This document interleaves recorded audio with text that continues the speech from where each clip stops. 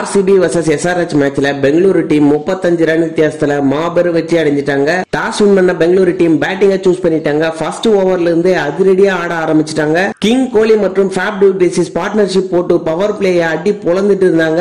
அதிரடி ஆடிட்டு வந்த ஃபேப் டு பிளேசிஸ் 25 ரன்ல அவுட் ஆயிட்டாரு. அடுத்து வந்த வில் ஜாக்ஸும் 6 ரன்ல அவுட் ஆயிட்டாரு. அடுத்து கலையரங்கன பட்டிதர் அதிரடியா ஆடி 20 பால்ல ஆஃப் செஞ்சுரி போட்டுட்டாரு. நம்ம கிங் கோலியும் பொறுமையா நிதானமா விளையாடி ஆஃப் செஞ்சுரி போட்டுட்டாரு. அதிரடியா ஆன கேமரான் கிரீன் 37 ரன் அடிக்க 20 ஓவர் முடிவுல 206 ரன் எடுத்திருந்தாங்க பெங்களூரு டீம். 207 ரன் டார்கெட்டா வச்சு கலரான SRH டீம் ஆர்சிபி டீமோட பவுலிங்க சமாளிக்க முடியாம தொடர்ந்து விக்கெட்டுகளை இழந்துட்டே வந்தாங்க.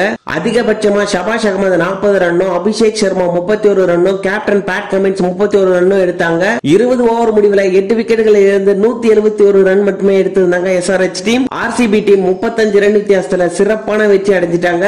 இந்த மேட்ச்ல ஆர்சிபி டீமோட பவுலிங் உண்மையாவே சிறப்பா இருந்துச்சுங்க. அதுதான் ஆர்சிபி டீமோட வெற்றிக்கே காரணமா இருந்துச்சு.